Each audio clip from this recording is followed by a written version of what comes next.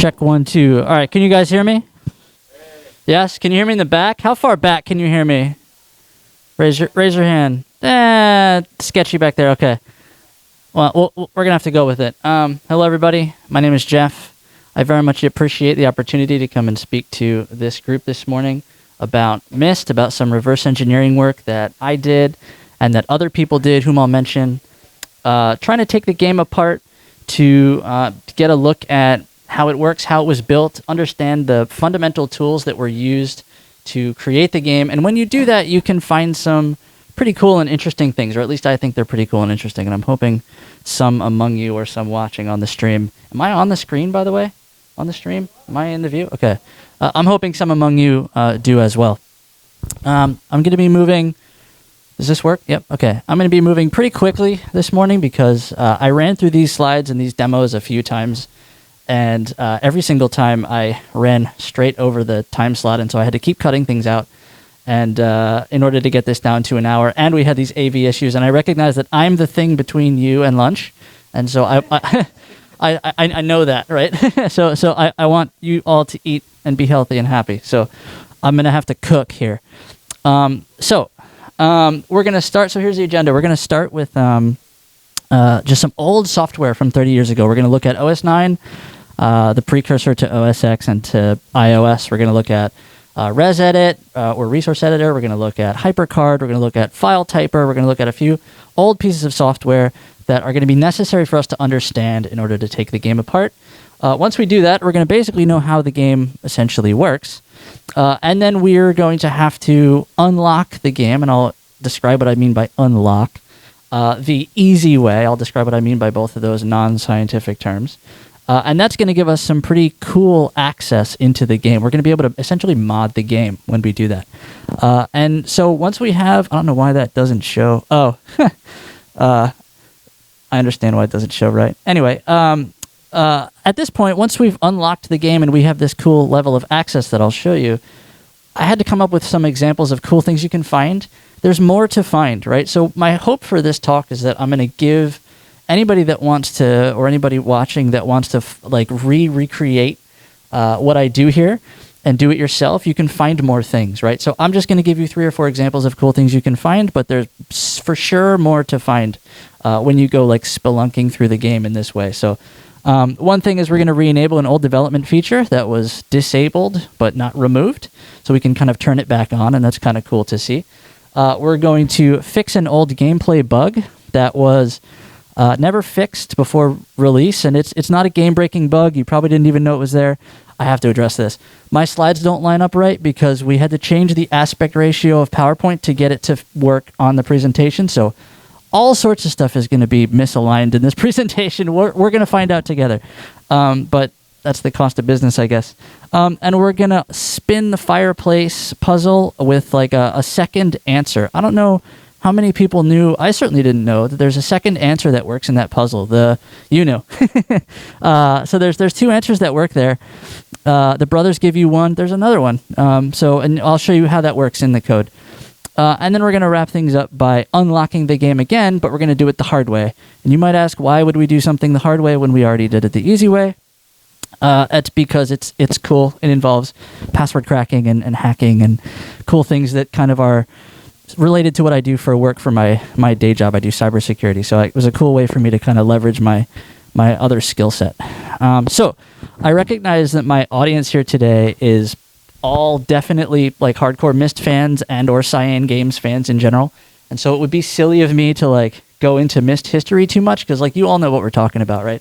But just for anybody watching in the future or just to make this kind of a complete work, allow me like one slide of just basic Myst facts that kind of set ourselves up for success. So here's the box art. Myst was released. The first version came out in 1993. And that's actually important for us to know because everything that I'm going to do today is only going to work in that first original release of the game for Macintosh only. It was a Macintosh exclusive game.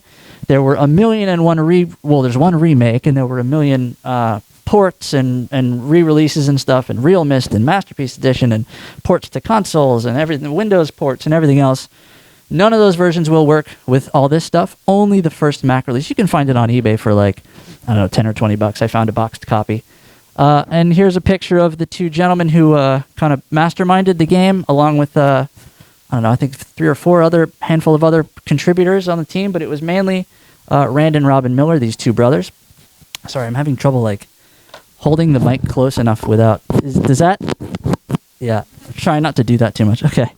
So Rand and Robin Miller, and it came out on computers that look a lot like this, and I played it years later on a computer that looks a little bit more like that. And I'll just pause here and say that I think that these early 2000s semi-translucent iMacs that were colored were like some of the most, I don't know, visually appealing computers that ever came out. And I wish to all of the many senior Apple executives that are watching live right now, inevitably, do this again, because one customer liked it. So in a time when games looked like this and like this and like this, Myst, by contrast, looked like this and like this and like this. And I don't know about you guys, but for sure I'm picking the game on the bottom to play because it just looks amazing, right? And one major reason that it looked amazing was because of this piece of software, Stratavision 3D. So I don't think that this was anything close to the first 3D rendering software, but for sure it was the first for the Macintosh desktop, I believe. Actually, not for sure. I'm pretty sure. It was the first 3D rendering software for the Macintosh desktop that made that kind of thing available to a much larger audience. And so basically you can create a wireframe and put a texture on it and a color on it and some light sources and click probably a big green button, and it renders the scene, and it draws the shadows, and it does the light bouncing, and it does everything else, and it makes the game look as beautiful as we all know it looks. That then went into this whole array of other post-processing tools that do, recoloring and dithering and compression and all sorts of other sort of post-processing on each image to get it down to the exact image that we see. But there's this whole graphics pipeline, and this is the only slide about it, so just know that, like, at the end of all of this is a stack of images and a stack of video that the frames of which were made from the images, right? So it's really just a pile of images. And that's not a game, right? That's just a pile of pictures that look cool. And so to get from that pile of images and video into something that is playable with a storyline and puzzles and things to actually do, we can use HyperCard. So HyperCard is sort of like the game engine in a time when there weren't really game engines. Right now you can go and you can get, Unreal Engine or Quake Engine or Unity Engine or Source Engine and use all that like prerequisite work to build on top of. And that's super great. You don't have to do all that heavy lifting. It's kind of done for you. Well, back then in the 90s, that wasn't the case. You had to just figure it out, right? And that's kind of why you get so many games from that time period all feel completely different from each other because they're not built on any of the same foundational stuff, right? And so HyperCard was kind of the Miller brothers figuring it out, right? Let's just use HyperCard as a game engine. Why not? And it turns out that it works really well for that use case. So just for some like faux audience participation here, who knows about HyperCard? Who's used it before? Does this look familiar to anybody? 1, 2, 3, 4, 5. Okay, cool. So most of you not, some of you yes. That's kind of what I was expecting. So I wanted to throw this in too. So just really quick, all of the information that I just said and a lot more information is available in this really cool interview from Rand that he just basically talks to the camera for 2 hours to like an Ars Technica interviewer. Did you just turn me up? Am I louder? Talking to the camera for 2 hours about just all the problems they had to solve and the challenges they had to overcome. And it's such an interesting interview. I've watched this like 10 times. So if you're interested in any of the kind of stuff that I was just talking about, you want to learn more, watch that because it's really good. That doesn't line up at all. I'm surprised it didn't happen more. That should say Demo 1 HyperCard Basics. And basically what I want to do is, because I anticipated not everybody raising their hand to my question a moment ago, I'm going to give like HyperCard 101 Basics just to get everybody on the same page with the fundamental parts of HyperCard that we need to know about in order for anything else in this talk to matter. So now I'm going to see if I can... Okay. Can you still hear me? Yes. Okay. Let's do that. Let's do this. And swipe, and ta-da, we're in OS 9. Does this look super nostalgic to anybody else? Yeah, right? So let's go into HyperCard. And there's that screen that we saw a screenshot of a moment ago. And we'll make a new stack. And in HyperCard, it's HyperCard, a stack of cards. So a HyperCard file is called a stack. And we're going to create a new stack, and we're going to put it on the desktop, and we're just going to call it like stack 1, right? Whatever. And there's our empty stack. And we can do things. So let's add, this is kind of like a very MS Paint-esque tools menu. Let's click the button tool, and nothing really happens, but we are in the button tool now. So let's put a button on our card. Let's go new button. There's a button. And since we're already in the button tool, we can double click the button and we can configure it, right? There's this nice configuration menu. So we're going to name it name, and that'll make sense in a moment. We don't need to mess with anything else on the screen except for this script button. This is another very important thing that Myst leverages a ton of to get it to work. We're going to go into script, and you now have access to this entire HyperCard scripting or HyperTalk scripting language within HyperCard that you can script all sorts of dynamic things. Anything you put on your card, you can script dynamic stuff to happen. And this is like a pretty good scripting language, and it's super easy to read and write because it's very English-like. It's not obtuse like something low-level like C or like assembly or whatever. You can kind of read HyperTalk pretty easily. So, for example, we can say ask, hi, what is your name, ? And that'll prompt us with a pop-up that asks us our name. And then you can say put it into the name. And the name in this case is a variable. It could just be like var1, doesn't matter. We're going to call it the name. So ask the user for their name, put it into a variable, and then we're just going to display it back to them in a nice sentence like, hello, whoever. So we're going to say if the name is not empty, so if you did get something back from them, then answer nice to meet you. And then we're going to do something called string concatenation here, where you kind of glue words and variables together. So nice to meet you, ampersand, the name, ampersand, exclamation point. So that's a pretty simple HyperTalk script. And if we save it and we didn't make any typos, which we'll find out in a second when I click it, cool. It says, hi, what is your name? My name's Jeff. Nice to meet you, Jeff. Cool. So we've made like a pretty simple, quick, dynamic little thing. Buttons that have dynamic HyperTalk scripts are one idea that I just want you to know about. Another idea that I want you to know about is cards, like multiple cards linked together, right? That's how when you're moving around in Myst, you're going from HyperCard to card to card. So it shows that we're in card 1 right now. Card number 1 out of 1. Let's make another one. Let's go to new card. Okay. So we're on it now. If I go to card info, we're on another card 2 of 2.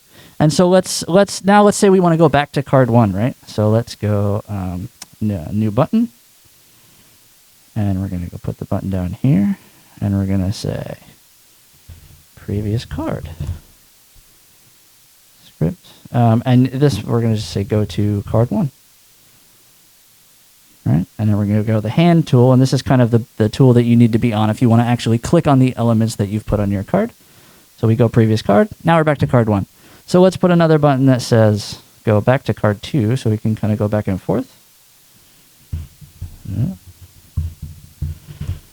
Next card. Go to card 2. And we're going to go to the hand tool. And now we can go forward and back, forward and back.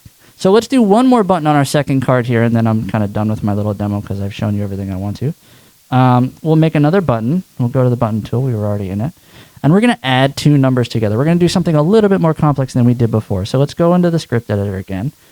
And we're going to go put 0 into sum. So basically just start at 0. When you're adding, I would hope that you might start at 0. That's a good place to start for addition. And then you're going to say, we're going to ask the user to enter a number. And we're going to say put it into num1. Again, num1 is just a variable name. And then we're going to say add num1 to sum. So get a number from the user, put it in a variable, add the variable to the sum, and then we're just going to do it again, right? Because we want to add 2 numbers together. Ask, enter another number, put it into num2, add num2 to sum1, or sum. Okay, so we just added 2 numbers into sum. So now sum should be the sum of the 2 numbers that we got from the user. And then we just want to like display it back to them, right? So answer the sum of those 2 numbers is, and we're going to do our string concatenation here again, sum ampersand period. Cool. We're going to find out if I made some typos. Let's click add. Oh, looks like it works. Okay, so enter a number, I don't know, 8. And then enter another number, 4. The sum of those two numbers is 12. Cool. So this is how you can like do stuff, right? You can do dynamic things with HyperCard. This is super basic.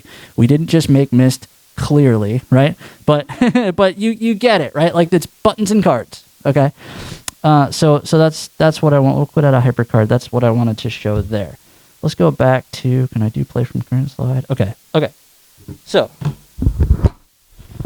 next thing. It was around, that's so ugly. Okay. It was around this time I had watched the Rand interview. I had played with HyperCard like that. I knew very little, but something. I had OS 9 working in an emulator. I had HyperCard. I kind of had a perspective on, like, I could see how you could go from that to maybe something like Myst if you were, really, really into it and really smart and had a lot of time and everything else. At this point, I had like a nagging question in my head. And you guys don't know me well, but anybody that knows me knows I'm terrible at just being like, oh, well, who knows?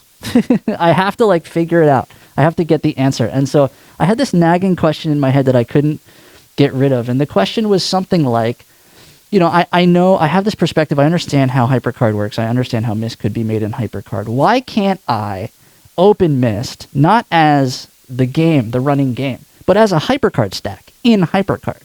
Why wouldn't that work? Why doesn't that work? And it felt like it should, and it felt like it's been 30 years. It felt like somebody should have asked this question at some point and tried to do it, right? And my suspicions were confirmed. I went onto Google and I did some Googling around. And I certainly don't know if this is the only person that's ever asked this before I did. Probably not. But it certainly is the only person I could find on Google or YouTube or anywhere public with information about it. This gentleman, Uli. Uli has a 7-part video series, and each video is like an hour long, and it's just him talking to the camera. It's actually clipped from a Twitch live stream that he did, where he basically walks through step by step how to get Myst to open in HyperCard and all the things you need to do. Again, it's 7 hours long. I can't just play you Uli videos here today. So what I'm gonna do is essentially I've watched them all multiple times, and I'm gonna basically condense down everything that he talks about into just the meat and potatoes of exactly what we need to do just to get Myst to open in HyperCard, so then we can move on. And one of the things that, and by the way, his Twitch, that says Uli Witness, so go follow him on Twitch. One of the tools that he talks a whole lot about is ResEdit, or resource editor. So resource, it refers to, so in OS 9, if you have a file, that file will have a data fork, and it might have a resource fork. So if you consider the example of a word processing document, right? Like you're in Microsoft Word or something, and you're typing your Word document. The text that you're typing in the document would go in the data fork, but something like a custom font that you want other users to view your document in and they don't have the font, that font would go in the resource fork. Or maybe images in line with the text, the image would go in the resource fork. So custom stuff that the file needs to work. Now, Myst has a fat resource fork. It's huge, right? It's like a ton of data in there because all the pictures are in there. All of the custom scripts that make color work on the screen, everything it's all stuffed into the resource fork. It's wild. So we have to know about ResEdit, and we have to use ResEdit to get Myst, to explore Myst the right way. So let's go to another demo. This is going to get more exciting. Editing Myst with ResEdit and FileTyper. Okay. I'm getting good at that transition now. I had to do it twice. That didn't work. Hold on. That worked. Okay. So we'll open ResEdit, and I'll try not to swallow the microphone. Yeah, the little guy pops out. I remember the first time I opened ResEdit, I sat here waiting for something to happen, and nothing happens, and he just pops out and in and out. I was like, is it loading? No, you have to click. It's very not intuitive at all. So, okay. Am I talking too close to the mic? Is it clipping? Or am I good? Check 1, 2. Okay, cool. I don't want to blow out everybody's ears. All right, so it's asking us what file we want to look at the resource fork for, right? So let's do the one that we just made, the HyperCard stack that we just made. Now, we didn't put any custom resources in the HyperCard stack, so it's going to say, I can open it in ResEdit, but there's no resource fork. Do you want to open it anyway? Sure, let's open it anyway. Because actually, so here's our empty resource fork with nothing in it. That's not what I want to show you. What I want to show you is this. If we go to get info, we can see all this metadata about the file that we created. There's all these created dates and modified dates and other flags we can set and everything else. But up here, this type and creator field, that's very interesting. So in Windows, if you create a, let's say, again, we'll go back to the Word document example, right? You create a Word document, and then later on you double click it and it opens in Word. How does Windows know that that file should open in Word? Well, Windows has like essentially a list of all of the common file types that are used, zip, text, dot, whatever, and it has an associated program of mapping of like this file type to that program. And so that you don't have to say, open my Word document in Word. You just say, open my Word document, and it just magically opens in Word. So this is kind of OS 9's way of doing that. So it looks at, OS 9 will look at that type and creator field and determine what program should I open this file with. So remember we opened our HyperCard stack. So the right question is if a real HyperCard stack has type STAK and creator wild, what does Myst say? Because it can't say that, otherwise OS 9 would just open, or would try to open Myst in HyperCard. So let's take a look at what Myst says. We're going to close, let's quit out of that. And I actually think, so I have Myst right here. And this is an untouched, just direct copy off of the CD. That's important context for later. I think I can just drag this over to ResEdit. Yeah, so there's that big resource fork that I was talking about. But if you go to get info, it says type APPL and creator Myst. So for sure, we're going to have to change that at a minimum to get this to open in HyperCard. But I want to pause here and just point out something that you may already have noticed. This is just so cool to me. This Tuesday, July 27th, 1993 at 3:31:44 in the afternoon. That is the precise moment, like the last time human hands touched Myst and we got the game that we got. It was like, it's not that cool. Like it's not often that in history you get like this happened this second, but there it is. So I don't know. I think that's cool. Yeah, mid-afternoon, right? So yeah. So now so the problem that we have at this point is, sure, that's a HyperCard stack, and we can change the type and creator on that one. But if you go into the files, all of the ages are also HyperCard stacks. And then if you go into graphics, all of this stuff is all also HyperCard stacks. And I don't want to sit here for like an hour and just chat with you guys while I manually change the type and creator of all of these files. So, and this is one of the things I had to cut to like make this within an hour. So I'm not going to show you how to build the autotyper file that does this automatically, but essentially in Uli's video, if you want to go recreate this, go watch Uli's video because he goes in depth on how to build this thing. And essentially what this is a batch changer for stuff in an OS 9 file. And one of the things you can change is the type and creator. So essentially I can just drag this entire disk. So by the way, before I do it, just note the icon here is the Myst icon. All of this is the Myst icon. All of this is the Myst icon. Okay, so let's drag this over my autotyper file, and magic things happen. And now, that is now the HyperCard stack icon. These are all the HyperCard stack icons, and these are all the HyperCard stack icons. We just changed like, I don't know how many type and creator fields in all of those files. So that's a super important part of this. The only thing left to do, sorry, I wasn't typing to the mic. The only thing left to do, we have to do one more thing to get this to open in HyperCard properly. Let's drag Myst over ResEdit again. And this is another thing that Uli talks a lot about in his videos. Essentially, the resource fork here, now that we're going to open Myst in HyperCard, not as Myst, HyperCard gets confused because some of these resources like overlap with what HyperCard wants to be there. So a lot of these we actually have to delete in order for HyperCard to like behave properly when this is open in HyperCard. So I'm going to delete the ones that we can delete and not explain why. So hold on. This is another thing you can go defer to Uli's videos for. I didn't misclick any of those, or I would have had to start over, and it's annoying. Okay, cool. All right, so we need those. We don't need the other ones. Now, in theory, Yes, I would like to save it. If I double click this, I'm going to turn my volume down, actually. Looks normal. Looks normal. But there's one important difference on this screen. So this is the normal Myst menu. We've got the volume, the transition changer, everything else. But up here, it shows that we're running in HyperCard, not Myst. So success, right? Now, kind of, because look at this menu. This is the Myst menu. That's not the HyperCard menu. I don't have the tools menu. This doesn't feel like HyperCard at all. So HyperCard has some keyboard shortcuts that you can do things in, and one of them is Command M will reset the menu bar. So now we have that tools menu that we had before. Now we're in the HyperCard regular menu. At this point, when I was doing this the first time, I was like running around the room screaming, I did it, right? And then I went to the button tool. Wah, wah. That tool is not available at the current user level. That's an interesting error. Let's read it again. That tool is not available at the current user level. What the heck is a user level, right?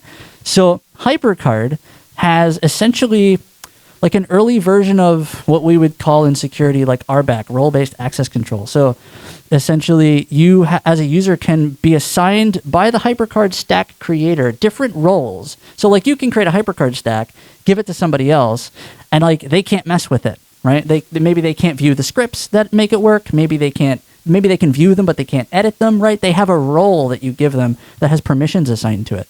So, and that gets enforced so if you go to File, Protect Stack, this is where that gets enforced. So it just asks you for a password. You can't view the menu that lets you change those things, right? So that's everything, and have a good day. No, I'm kidding. So we're defeated. No, we're not. So since it's been 30 years since this was like new software, essentially, and also since that's enforced on your computer. It's basically your computer enforcing things on you, right? It's a client-side thing. So anytime there's a client-side security enforcement mechanism, it's only a matter of time before it gets broken because it's just your computer enforcing things on you. I don't have to like ask permission anywhere else. It's me. So essentially over time, the HyperCard stack protection was essentially defeated and broken. And now there are a few different ways that you can like essentially remove the stack protection entirely. Just remove the password altogether and have full access to the stack. And that's what this, I don't know if you can read it. That says deprotect in weird italics at low resolution, but you can't really read it. But that does say deprotect. So essentially this is a HyperCard stack that somebody wrote that removes the protection on other HyperCard stacks. It's like Inception, right? So, and it does that with a custom X command, and that's another thing I wanted to talk about, but I'm not going to have time. And so essentially, if I hit deprotect stack, this is so funny to me. If you go to Myst and you just click this, okay, deprotect successful, it's removed. Let's do it on a couple other ones. Let's remove the other Myst stack, and let's remove the mechanical edge because we're going to need that at the end. And cool. So we don't get too much like confirmation that anything happened, but now if we do what I tried to do before, yeah, okay, Command M. Now I can hit the button tool. It doesn't complain, but critically, I have this whole objects menu that I didn't have before. And if I go to stack info here, and I go to the script button, here, right? Here's the start of the source code to the game, essentially, right? So we have now access to all of the HyperTalk scripts that make Myst. Now, I am very sensitive and aware that this now just turned into every software engineer's nightmare. Because here I am with a projector on a live stream, sitting in front of a bunch of people. Like, what are we gonna do? Like audit the code? nah. You know, like I'm not gonna do that to Rand. So, so we're not gonna do that. But there are a few very interesting things that you can kind of go spelunking through the game, and like every time you see something, you can pull up the code for that thing and see how it works. And so when you play the game that way, it's pretty fun, and you can find some cool and interesting things. And so I picked, I don't know, 3 or 4 just interesting things, but you could certainly recreate this and go look on your own for more interesting things, because I'm sure there are more. So let's go exploring. Now, it doesn't look like it, but we did just load another HyperCard stack, so we have to like redo some stuff. So we have. Why has that happened?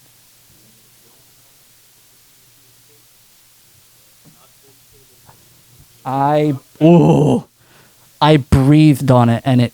Okay. Don't breathe for the rest of the presentation. So that's terrifying. All right. So where was I? So we have to redo a couple things to get that access back because we just reloaded a new hypercard stack. So we'll do Command Space to get the menu bar. We'll do Command M to reset the menu bar. And there's this little lock icon. That means that there's restrictions in the Protect Stack menu that are enforced on us. So let's go to Protect Stack. We removed the password, right? So we have access to the menu this time. And we can just go, nope, I want that, I want that, I want that, I want that. Okay. And now we have basically God mode access again. So you can see that I haven't played this. This is like a fresh load of the game. I have no save game. The boat is not up. The gear is not open. Nothing is done right now. If I go one card forward, there's an interesting thing. This is going to be annoying. Oh, it's not me? That's even less. I wish it was me because I can just move it. So this is just going to keep happening forever?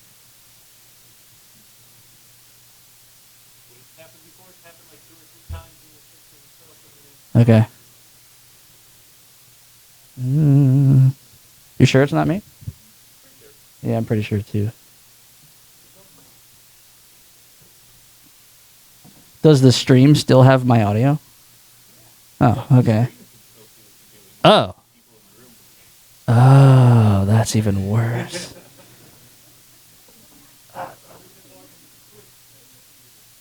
Right, yeah, just for the stream's context, nobody in the room can see what you can see right now, apparently. So it's not this cable, it's the other one. Got it. Oh, that's a bummer, huh? I didn't do anything. He's totally to blame. Let's get him. Right. I didn't. Well, it's just odd that like something would change when you didn't change anything. Yeah. That's why we thought it was fixed last night. But it stopped happening. Oh, this was something that was happening to you before me. Something blinked.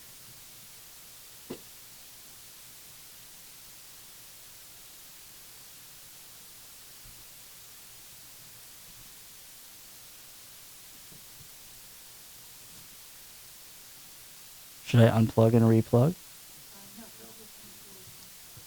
Okay. You guys want to listen to the ambient sounds of...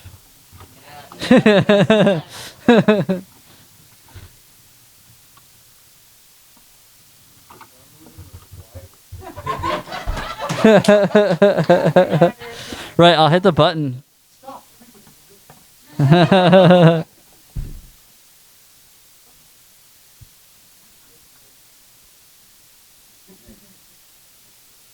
I feel bad. I don't want to like watch them just try and fix this because that's the only thing that makes fixing a problem harder is when there's like a room full of people watching you try and fix a problem. We are. All right, here, I'll flip the switch.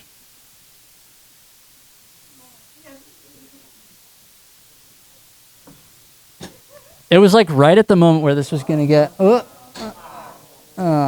It was right at the moment where it was going to get like exciting. That was like, all that was like prerequisite work to get to this.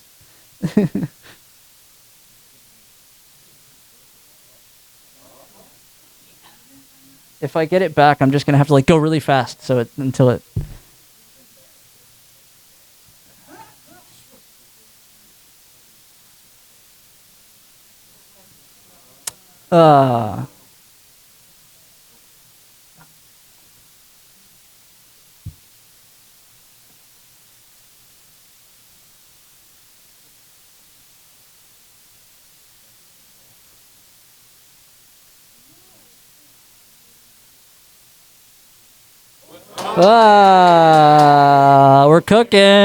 We're cooking. All right.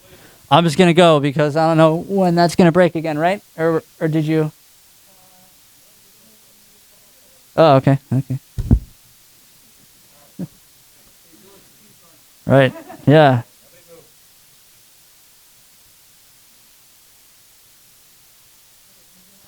Yeah. Sweet. Golf clap for the AV team. All right, back to work. So immediately there's a cool thing that we can do at this point. We've only moved forward one card, right? So we can go to the button tool. This switch is a button. Now, if I flip the switch, nothing happens at all, right? But and by the way, no spoiler alerts. It's been 30 years. We all know what happened, why this button is special, right? Okay. So, I was curious, like, well, how does the logic of the special thing work? There must be a bunch of logic on this button, right? So you can double-click this and open the marker switch button and go to the script for how the button works. And there's a lot of stuff in here. But what's cool is this. So in HyperCard, a double dash comments out the line. So this will execute top-down, this line, this line, this line, this line. And when it gets here, it's just going to ignore this line. It's going to ignore this, ignore this, ignore this. But essentially, let's role-play Rand, right? You're Rand, it's 1990, and you're building this. What you don't want to have to do every time you come into work is run around the island and go flip all the switches, and then come back and flip this one to get the white page. And then, okay, time to go to lunch. Okay, I come back. Got to run around the island again. Like, you don't want to have to do. You just want this to, like, happen, right? So he put this in here. It basically says if the option key is down, flip all of the buttons on the island, and if it's not down, don't do it, right? So all we have to do is, like, remove these comments. Oop. Spaces are important. Okay. Save. And now, if I flip, I'm not holding the option key. Nothing happens. If I hold the option key. Right? Okay. So, that was one thing I wanted to show you. Rand being lazy. There's something with Catherine's note that I can show you later. But I want to show you the fireplace. It bugs me that you can't turn right there. Why do you turn back around the other way? I wanted to turn right. Okay. Let's close the fireplace. And we all know how this puzzle works. You put the wrong code in, nothing happens, and it opens, right? Now, if you put the right code in, and I can memorize things pretty well, but I wrote this one down. So you memorized it? Nice. You put the pattern for 158, which I'm going to try and do at like Mach speed here.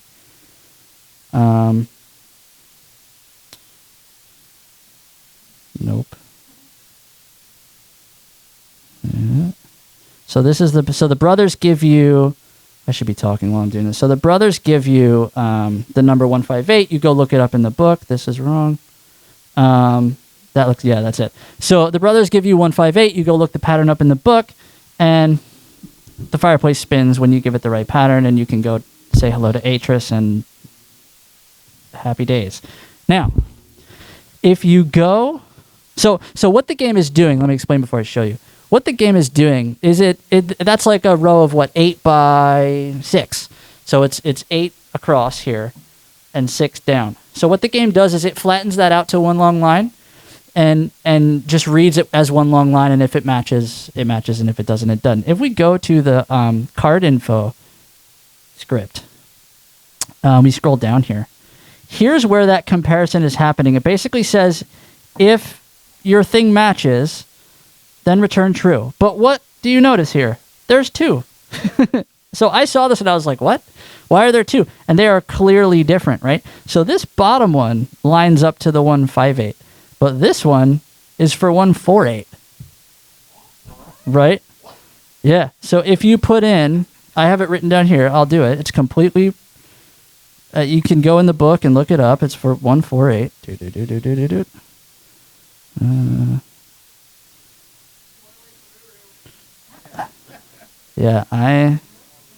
Yes, it does.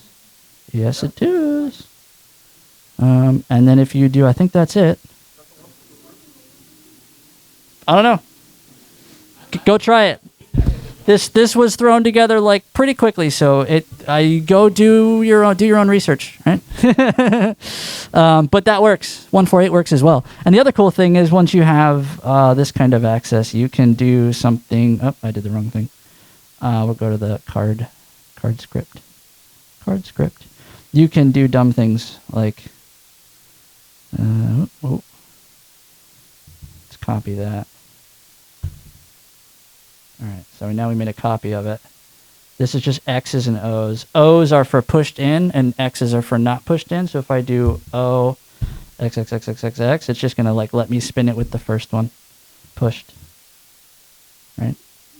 So if I go hand tool, hit the first one, spins. That's what I'm saying. Yeah, you can like go spelunking through the game and just playing around. So I wanted to show you that. I got one more cool thing I wanted to show you. Let's open the fireplace.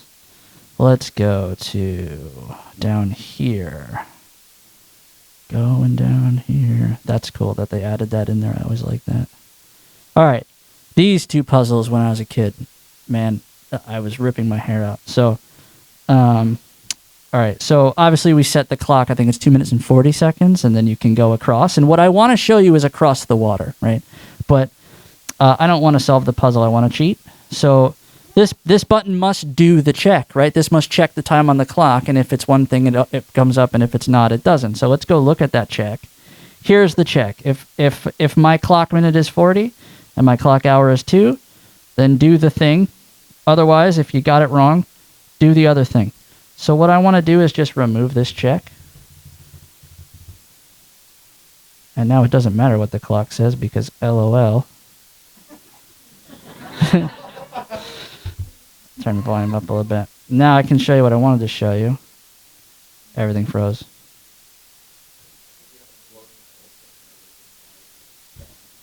Oh, everything froze. Everything froze. Everything froze. Yeah, no, I definitely did break it. All right, hold on. Let me, my whole thing is gone. Uh-huh. All right, yeah, Rand just hacked in, and he's like, you're done. Yeah. Yeah, see, look, it quit unexpectedly. Yeah, I know it didn't shut down properly. It's your fault. All right. Please hold. Is this cool? Yeah. Okay. Cool. Thank you. I thought so. I think it is. Yeah. I have this and one more thing, and then you can go to lunch. I'm so far over 12:30. Okay. Let's go back. Let's go into Myst.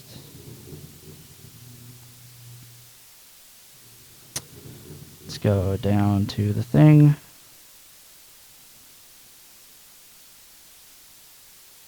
Yep. Okay.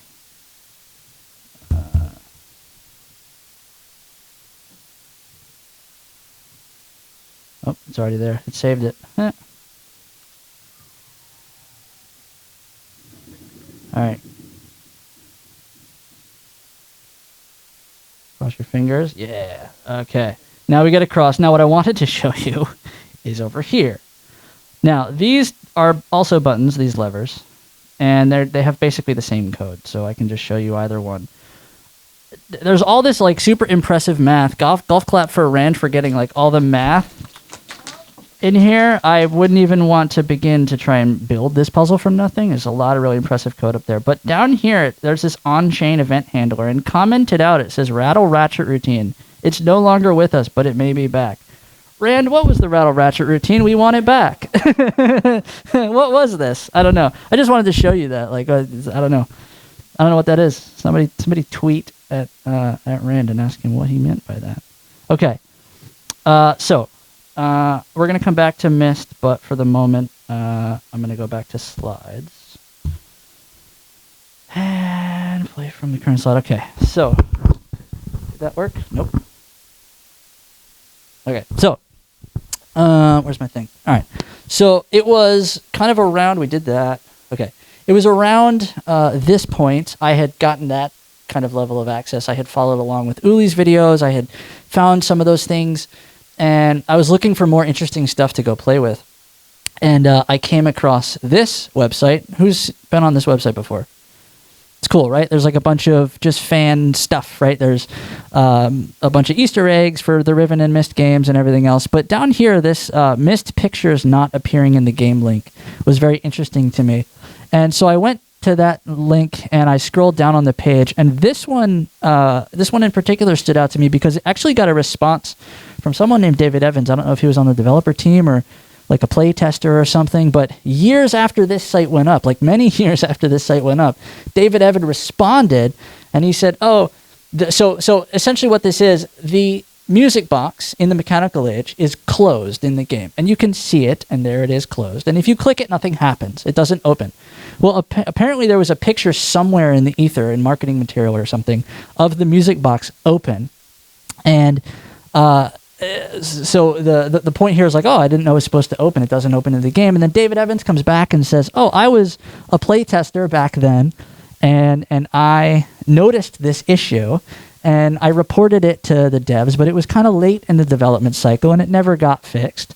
And so it's just broken, and that's why there's a open music box picture floating around. And I was like, I can view the script. Why is it broken, right? Like, so I had two questions. Why is it broken? And is the open music box picture still in the game? Because if it's not in the game, there's nothing to fix, right? But if it's there and it's not working because of a HyperTalk script, why isn't it working? So let's go find the music box and find out why it doesn't work and maybe fix it.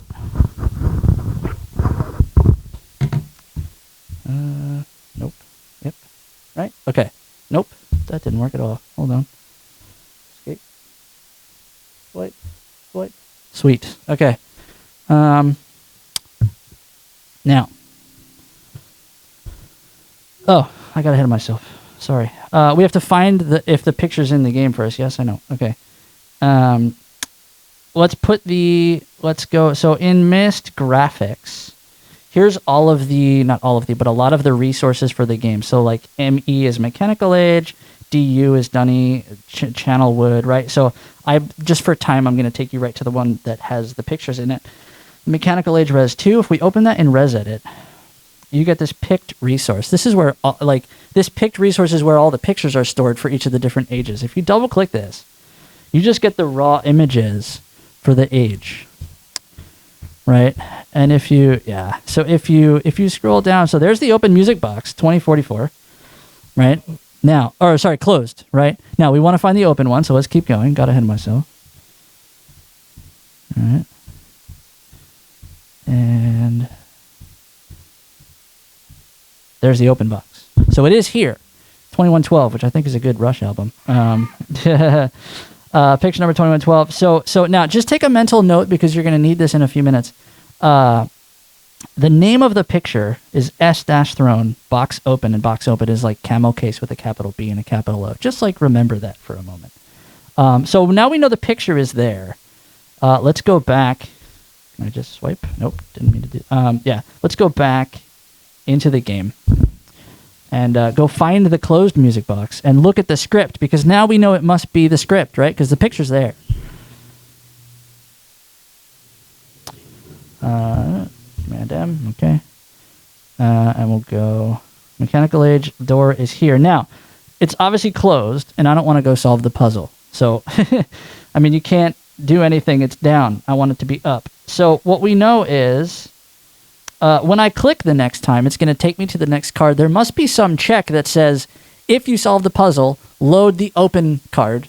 Otherwise, load the closed one. So what's deciding whether I solved the puzzle or not? Well, let's go investigating. Let's go to the button tool, double click, go to the script. So up here it says global my gear gate, blah, blah, blah, blah, blah. If my gear gate is open, do the thing. Otherwise, do the other thing. So I want my gear gate to be open. So up here, I'm just going to put open into my gear gate. And I actually don't think it's case sensitive because this is lowercase and like this is uppercase. So I don't think it matters. But anyway, if I go hit the hand tool, see it's closed. I'm going to click. Now it's open. What? Cheating. Okay. So let's go to Mechanical Age. Again, this loads another HyperCard script. So we're going to have to remove this. Remove. Okay, hand tool. All right, let's go find the music box. I believe it is to the left. Whose bedroom is this? Sarah's, not Ekenar? Okay.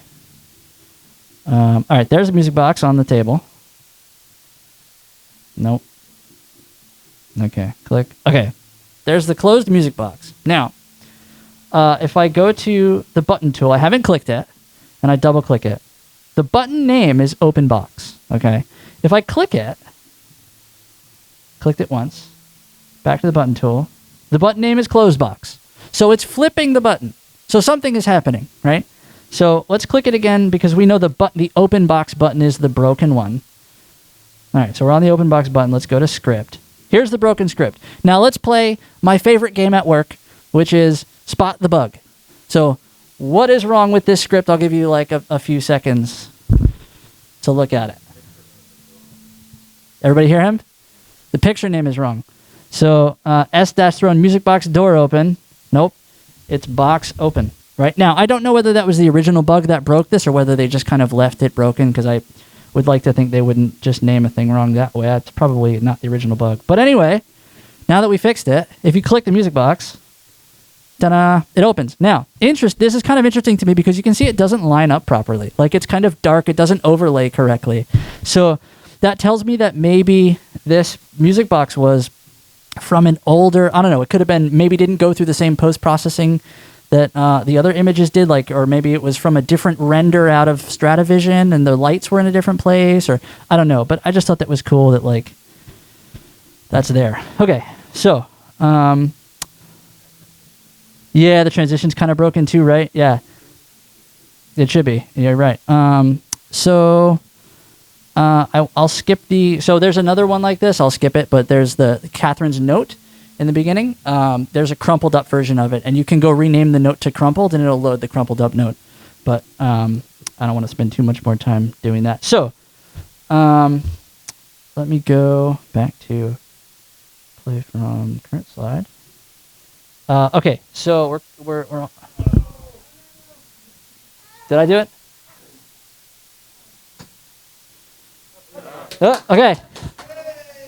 We're manifesting. Okay. So it was. So I told you. Okay, we did that. We did this. Okay. This is the part that I was excited to show. So, I mean, I was excited to show all of it, but this is the part that I was hoping to get to. So, I told you in the beginning that we unlocked the game. We deprotected the stack the easy way, and I told you there was a hard way to do it. And I told you there was some hacking and password cracking involved. So what bugged me was we just removed the need for a password. We don't know what the password was. That bothered me because, right?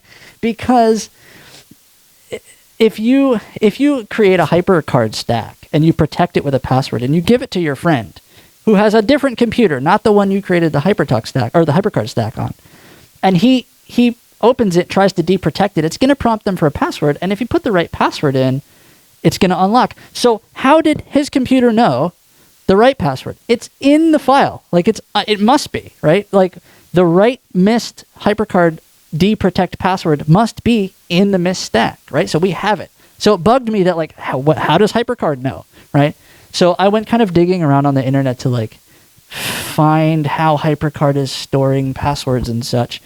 And I came across this gentleman named Pierre Lorenzi, and he has this project called HyperCard Preview. And essentially what HyperCard Preview is, it's a Swift, like a modern OS X Swift implementation of HyperCard so that you can open HyperCard stacks on OS X natively, right? So you don't need to have like OS 9 emulators and stuff, which is pretty cool. It's a very cool project. And I went digging around in the repo, and I found this. And this is like a beautiful piece of work. It's a little bit hard to see on this projector, but essentially what they did is they mapped out exactly, because Apple never released this, they mapped out, they being, I don't know, maybe just Pierre, maybe a group of contributors probably, I don't know, but someone or someones mapped out exactly the file structure of a HyperCard stack, all the byte offsets of like what is where in the whole card, which is so painstaking I can't even tell you, because you have to create a stack, create another one that changes one thing, and then go look at the hex and see what changed, and then like record it. This is like a lot of work and this is only part of it. It's like this whole long thing I couldn't fit on the screen. So anyway, that's not what matters. What matters is this. So it says, at byte offset, that says 44. At byte offset 44, the hash of the password is stored. The hash of the password, not the password. So why do we care about the hash of the password? What is a hash? So a hash is essentially a unique identifier for data, in the same way that a fingerprint is a unique identifier for you. And it's also the same in that if I have you, I can get your fingerprint. You can just give me your fingerprint, right? But if I don't have you and I don't know anything about you, I just have your fingerprint, I can't like look at your fingerprint and be like, oh, so they must be about 6 foot and blonde. Like I can't go backwards, right? There's no going back. So it's a one-way thing. And this is the same way. A hash is a one-way thing. You can only get it from data. You can't go from it to data. So why do we care? If we have the hash of the password and we can't get the password back, who cares? Well, let me show you a few HyperCard stack password hashes, and maybe it'll start to make sense why we might actually care. So here's that protect stack menu that we saw earlier, and then when you click that set password button, that's where you set the password that you need to protect the stack. And here's a picture of a HyperCard stack open in a hex editor, and those are the 4 bytes. That's byte offset 44, like Pierre Lorenzi's breakdown showed, and those are the 4 bytes that store the password hash. And when you change the password, it changes those 4 bytes. So what I did is I just created a whole bunch of HyperCard stacks with different passwords just to see what they look like. So I tried testpass123, and it came up with 658600C2. I tried super secret password with an @ sign and whatever, and it came up with that. I tried 123456, and it came up with that, and so on and so forth. So we don't know the Myst stack password, but we do know the bytes. The bytes are 192B61B1. So the right question then is, how is HyperCard getting from the left side of that equal sign to the right? What is it doing?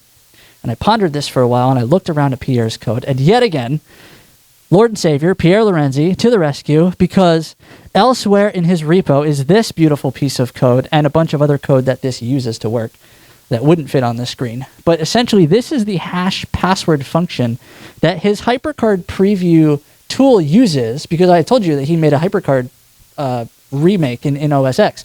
So he had to implement the password functionality as well. And so what he did is he reverse engineered the HyperCard password algorithm and rewrote it in Swift, which is wild. So this is what we need. I don't need the rest of HyperCard preview. I just need that. Because if I take that and I implement it in a standalone thing of my own, that takes like a word list of guesses, password guesses, and takes a protected HyperCard stack and extracts those 2 bytes. If I can give it those 2 things, then I know how to make guesses. I know how to guess what the password is. So I don't know. I know some software dev, but I don't know anything about Swift. And so I called up my buddy Lance, who used to be a dev. And I said, hey, man, like, you know Swift? And he's like, no. and I'm like, well, you want to figure this out? Because I bet we could figure it out. And he's like, I guess. So we stayed up like all night one night and essentially made something that doesn't need to exist at all, but it does too bad. We made a HyperCard password cracker. So using Pierre's algorithm, and we lifted it and put it in our own thing. It's written in Swift because, I guess. And so essentially what this does, it takes a HyperCard stack and extracts those 4 bytes. And then it takes a word list that you give it of however many words. And it tries all those words on the hash and just compares what it generates with the hash in the HyperCard stack. So here's me trying it on 3 different stacks that I protected with passwords that I knew what they were. And I knew that the password was in the word list. And you can see it finds it in each 3 cases. I protected it rabbit, it found it. Test 1, 2, 3, it found it. 1, 2, 3, 4, whatever, it found it. So it was working, right? So all that's left to do is to go get the Myst stack and the biggest word list we could find with like millions of words in it and try it out. See if it finds it. And we got a match. We found it. So before I show you what it is, I want to say that it could be a hash collision. So what's a hash collision? So I showed you that there's only 4 bytes. That's not a lot of like randomness, right? It's entirely possible that 2 different sets of data could generate the same 4 bytes. So it could be we found another password that works, right? A hash collision is when 2 sets of data generate the same hash value. And that would be like 2 people having the same fingerprint, right? That just like shouldn't happen. It would invalidate fingerprints as an auth mechanism. It's like bad. So we don't like those. But this could be that because 4 bytes is not a lot. So I don't know. I would love to get some confirmation from like Rand or somebody at Cyan or whatever, whether the password that we found is correct. But the password that we got is oblio, and it doesn't line up because, of course, it doesn't, because of earlier, oblio. So just to show you that I'm not pulling that out of my butt, I think I can just escape, swipe. Okay, so for this moment, I have this red highlighted Myst protected drive. So that is, I'm going to change this to, because you have to, it uses the names of these to know what to load. So I'm going to change this to just Myst. Now this is one that I ran through that auto taper, so it'll open in HyperCard, but it's not deprotected. I didn't use this. So I'm going to open this. This should still be a protected stack. And if I hit Command M and I go to protect stack, it prompts me for the password. Right now, if I type in like test, blah blah blah, it doesn't work. Right? If I type in, Jeff, it doesn't work. If I type in oblio, it works. Thank you. So, I'm going to go back to the slides really quick. So that's pretty much all that I've got. I want to say that all this work was very much my love letter to this game and this company, and I think it's kind of poetic that in a way, for me at least, the final puzzle in the game kind of became the game itself, which is cool. Oh, no, it's going backwards.